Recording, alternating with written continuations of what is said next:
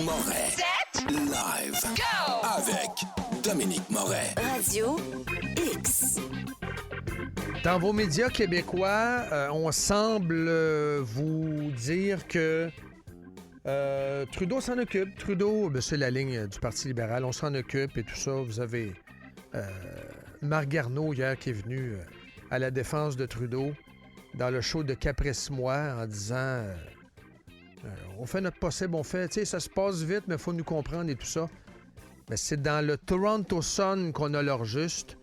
Ce matin, un article de Brian Pacifiume, qui est un journaliste de Post Media qui a d'excellentes sources au sein de l'armée canadienne.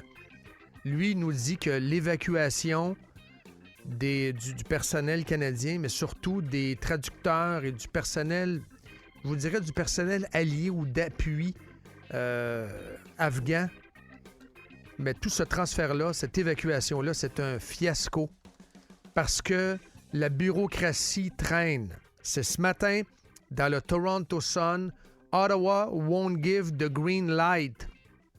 Et c'est un article qui est complet et qui est solide. Je vous invite à aller le lire.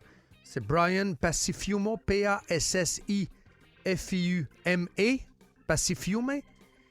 Et il cite plusieurs sources au sein de l'armée canadienne, entre autres, une source qui lui parle d'une équipe d'évacuation de 17 membres qui est basée à Kuwait City. Et puis depuis la semaine passée, il essaie de slinker avec des gens aux États-Unis, des gens au UK pour essayer justement d'organiser l'évacuation. Mais paraît-il qu'il y a vraiment ce qu'on appelle red tape. La bureaucratie s'en mêle. On ne donne pas le feu vert du côté de Global Affairs Canada et du côté du bureau du premier ministre. Je trouve ça assez particulier. Pour tenter d'y comprendre davantage et surtout donner la parole à un ancien combattant, un ancien de la guerre en Afghanistan. Vous l'avez vu sur différentes tribunes, entre autres à Radio-Canada hier. C'est Dave Morrow qui est en ligne. Bonjour, M. Morrow. Bienvenue à Radio X. Bonjour, merci beaucoup. Qu'est-ce que vous pensez justement des efforts ou des non-efforts d'Ottawa en la matière? Parce que c'est urgent, là, ce qui se passe. Oui, effectivement, puis c'est inacceptable. Dans le fond, c'est le moment qu'on a vraiment besoin de leadership.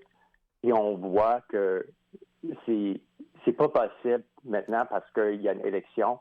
Et on abandonne tous nos Afghans, tous nos interprètes qui sont là avec leur famille présentement.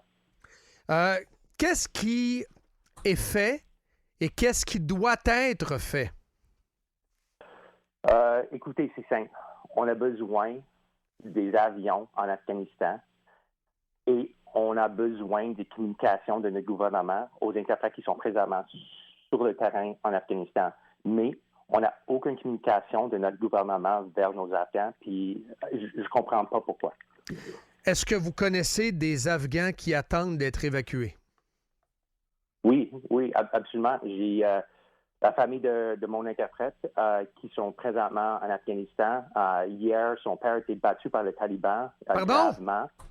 Exactement. Mon interprète est présentement en Angleterre. Sa famille reste encore à Kaboul, mais son père a été battu par les talibans gravement. Alors, ils sont ailleurs maintenant. Puis j'ai un autre interprète avec sa famille. Ils n'ont aucune place présentement pour rester. C'est le chaos total, puis on n'a aucune communication qui vient de notre gouvernement. C'est nous, une équipe de volontaires qui sont présentement là pour les soutenir pour le moment, mais dans le fond, je pense que c'est les Américains et les Britanniques qui vont les sauver, puis ça, c'est inacceptable, de mon avis. Oui, c'est inacceptable. Ce sont des gens qui ont aidé le Canada. Le Canada n'a même pas foutu d'aller les sauver. C'est une vraie honte. Qu'est-ce que vous pensez de Justin Trudeau? Il y a un manque de leadership total. Puis, honte, c'est une bonne façon d'expliquer ça. C'est comme ancien combattant, je voulais que notre gouvernement soit compétent comme de base. Mais là, on voit que c'est même pas possible.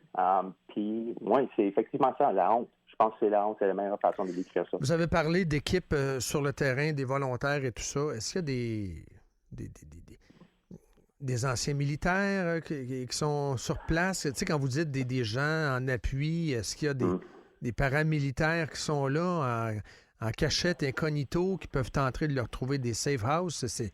Qu'est-ce que vous faites? Quels sont les efforts sur le terrain concrètement que vous pouvez faire? C'est une bonne question. Je ne peux pas décrire exactement ce qui se passe là-bas, mais dans le fond, nous avons comme un réseau. Et puis, on essaie de trouver des nouvelles safe houses. Puis, on essaie de chercher des fonds pour les Afghans qui sont encore là. Mais on voit que ça devient de plus en plus difficile à cause que les talibans sont en contrôle de la ville. Puis, on a vraiment quelques journées, de mon avis, pour commencer notre évacuation. Puis à chaque jour qu'il y a un délai, je pense qu'on va perdre des vies. Puis c'est dommage parce qu'on avait averti le gouvernement. Ça fait des mois, depuis le mois de février, de commencer, de planifier. Puis là, on voit qu'il n'y a aucun plan. Puis dès que les talibans ont pris contrôle de Kaboul, on n'était même pas capable de créer un autre plan pour sauver les vies. Puis je deviens de plus en plus peur pour les Afghans qui restent encore à Kaboul. Vous avez carrément peur pour leur vie. Hein? Exactement. Juste expliquer aux gens, parce que vous les avez combattus, les talibans, peut-être qu'il y en a qui, comme certains journalistes internationaux qui ont le cœur tendre et le cœur sur la main. Ah, ils ont dit qu'ils étaient fins, les talibans, le porte-parole qui a accordé plein d'entrevues, entre autres à la BBC. Non, on vous fera pas mal. On veut être accepté par les autres gouvernements. On veut un gouvernement inclusif. Moi, je trouve que c'est de la bullshit totale. Mais il y a des journalistes qui se font endormir par ça. Entre autres, une journaliste, je pense que c'est de la BBC qu'on a entendu, qui dit, je vais le traduire en français, là, je les entends dire mort aux États-Unis, mais ce sont des gens qui ne sont vraiment pas violents. Donc, il y a des journalistes qui tombent dans le baratin total, des gens qui sont extrêmement naïfs, qui n'ont aucune idée de qui sont les talibans. Pouvez-vous prendre quelques instants pour raconter aux auditeurs qui sont vraiment ces vidanges? Oui, bien, écoutez, j'ai vu cette entrevue-là. Oui, vous l'avez vu? Oui, exactement. Juste à dire que c'est fort probable qu'elle, comme journaliste, est là, puis il y a toujours des membres des talibans qui sont là, puis pour sauver sa vie, elle avait peur. Elle avait peur, exactement. Puis elle faisait sa job. Mais s'il y a les autres, comme citoyens canadiens, qui savent pas vraiment, ou les journalistes qui pensent qu'il va y avoir juste une chance que les talibans soient plus doux, regarde les photos que j'ai présentement, les vidéos que j'ai présentement, les viols des femmes, les viols des enfants, l'assassination des jeunes. Ils vont faire ça en cachette, mais je vous dis là, c'est pas un taliban doux. C'est pas comme le taliban 2.0. C'est le taliban, puis ils vont faire le pire des choses aux gens pendant des années. Puis ça va être juste une répétition de 1990. Puis c'est effectivement ça. Ils sont des barbares, puis c'est tout simplement ça. Ils sont pas gentils, pas pantoute. Qu'est-ce que vous avez vu de pire dans vos tours en Afghanistan? Pour moi, c'était le viol des enfants. C'était difficile. Puis la menace aux enfants avec les IED en venant à l'école. C'est ça. Ça m'a vraiment touché, ça. Si on est en combat, un contre l'autre, une soldat contre l'autre, ça, c'est la game. Tu sais. Mais viser les enfants, c'est inacceptable pour moi. Il y a une tradition, là je vais en parler tout de suite après notre entretien, une tradition pédophile extrêmement louche et dégueulasse chez les Pashtuns. Il y a beaucoup de soldats que je connais qui ont été témoins de ça, mais ils ne pouvaient pas intervenir. Mais ils en sont revenus très, très frustrés. Ils prennent des enfants, ils les kidnappent, même ils les déguisent en filles. Les enfants dansent, puis ils les violent après. Avez-vous connaissance de ça? Oui, absolument. Avez-vous vu ça? Pas direct, parce qu'ils ne faisaient pas ça devant les non, ils les font soldats. ça en gang. Qu'est-ce que c'est exactement? Bachi Baza, je ne sais pas quoi, là. C'est une tradition. Je ne suis pas expert, là, mais qu'est-ce qu'ils font là, c'est inacceptable pour, je dirais, pour le restant du monde. Là. C'est quelque chose qui est complètement contraire de nos valeurs. Qu'est-ce qu'ils font? C'est quoi?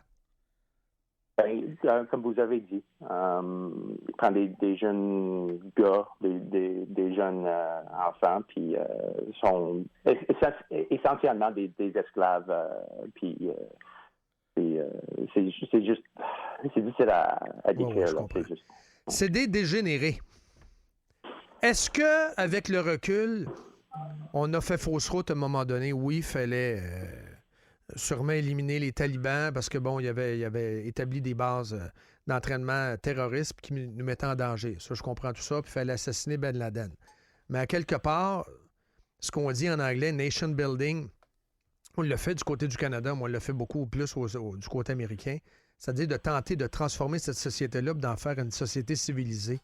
Est-ce qu'on n'a pas été trop bercé par des illusions, justement?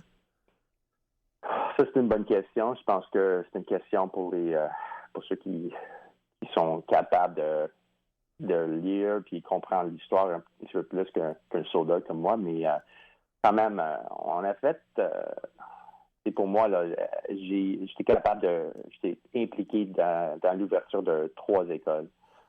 J'ai vu des enfants commencer l'école pour la première fois dans leur vie. Il y avait beaucoup d'affaires qu'on a faites là-bas qui étaient bons pour la population. Les femmes commençaient à travailler. C'est quelque chose de spécial. Puis quand je parlais avec un de mes amis qui a fait 3 rotations en Afghanistan, il a vu le progrès. Mais dans le fond, c'est difficile. C'est une politique très compliquée là-bas. Très, très compliquée. Puis, dans le fond, je pense qu'on a bien fait notre job, c'est sûr. Je suis fier de ce qu'on a fait là-bas. Oui. Mais, dans le fond, c'est la politique d'un haut niveau. Ben puis, c'est difficile à comprendre qu'est-ce qu'il faut faire pour avoir une nation qui suit la démocratie là-bas. Est-ce que c'est possible? Je ne sais pas. Mais dans le fond, comme soldat, j'ai fait un bon job. Je sais que mes amis ont fait un bon job. Puis je garde ça au cœur qu'on a fait un bon job, même si maintenant on voit que le Taliban reprend le contrôle de pays. On a fait un bon job. Puis je pense que les Afghans vont se souvenir de ça. Puis ça va donner, j'espère, de l'espoir dans le futur pour combattre contre les Talibans. Je vous félicite pour votre service. Je vous remercie beaucoup. Et on ne vous oublie pas, OK? Merci beaucoup. Merci, bye-bye. Wow. Ça me fait de la peine. Parce qu'il y en a qui ont perdu la vie, il y en a qui reviennent poquer, il y en a, vous le savez, vous l'avez entendu, il y a comme un malaise par rapport aux vidéos qu'il a vues. Puis, moi, j'ai parlé à un militaire et on va le recevoir demain, Martin. Lui, c'est le psychiatre à tous les semaines. Il rêve à ça encore. Oui. Il est revenu il y a 7 ans. Lui est allé former l'armée afghane. Il est revenu il y a 7 ans. Là. Puis, il fait encore de l'anticipation. Il conduit une route, là, il voit le camion là-bas. Lui, il faut qu'il détermine, il va-tu virer à gauche, virer à droite? Ouais. Il est comme... faut qu'il prévoie sur le terrain. Il est comme un robot. Il y a 2-3 ans, il y a quelqu'un un été qui était venu nous voir, puis lui, il a dit « J'y retourne tous les fois que je suis à jeun. » Pense-y. Il retourne où? En Afghanistan. Toutes les fois que je suis à jeun. Donc, il n'est pas capable de rester à jeun parce qu'il est tout le temps là. OK, je comprends. Il est obligé de se geler. Ouais. Aïe. Ah non, Est-ce qu'on en fait assez pour nos anciens combattants? Est-ce qu'on en fait assez pour La nos réponse anciens est combattants? assurément non. Non, on n'en fait pas assez.